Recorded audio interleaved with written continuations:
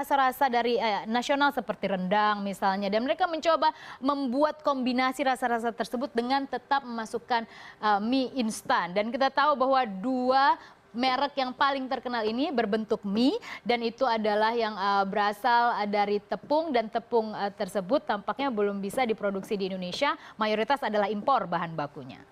Ini menjadi kode lain lagi untuk neraca dagang. Karena ternyata bahan baku rata-rata adalah impor dan mereka adalah produk yang sering dibeli. Pemerintah ataupun swasta yang bermain di sektor ini harusnya mulai berinovasi. Bagaimana caranya agar bahan baku tidak melulu impor. Lumayan kan marginnya bisa lebih tinggi dan kita tidak lalu membebani neraca dagang kita.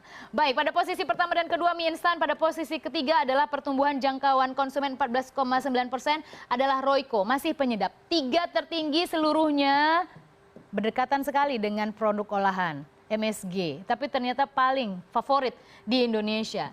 Apakah ini mencerminkan bahwa kita memang tidak bisa lepas dari produk-produk MSG? Anda menjawabnya sendiri. Pada posisi keempat baru kita masuk kepada produk yang lebih sehat. Fresh and Flak, ini produk susu. Kita lihat bagaimana pertumbuhan jangkauan konsumennya 2,61%. Fresh and Flak mampu berada dalam merek teratas dikarenakan merek ini bermain di banyak kategori. Kita lihat seperti susu formula bayi dia punya, susu kental manis dia juga punya, susu cair, kemudian susu bubuk untuk keluarga, hingga susu UHT dia juga punya ya. Sehingga mampu menarik banyak konsumen dan berakibat tinggi skornya, 2,61% berada pada posisi keempat. Pada posisi kelima kita lihat adalah Soclean. Ibu-ibu suka mungkin dengan Soclean, menggunakan Soclean. Kita lihat ini merupakan salah satu yang paling banyak dibeli oleh ibu-ibu rumah tangga di Indonesia dengan jangkauan konsumen 2% CRP-nya. Jadi ini adalah produk-produk yang hampir pasti selalu menjadi langganan belanja bulanan ibu-ibu. Pokoknya rumah tangga pada manapun, menurut survei ini menyatakan bahwa mereka adalah yang paling sering dibeli, paling laris dibeli, frekuensinya paling banyak. Lalu kita kini main ke dunia, merek terlaris di dunia. Siapakah yang berada pada posisi pertama? Coca-Cola, minuman yang saat ini tengah melakukan diversifikasi karena mereka memperluas segmen marketingnya. Kita lihat pertumbuhan jangkauan konsumennya justru mengalami penurunan, negatif 1,9%.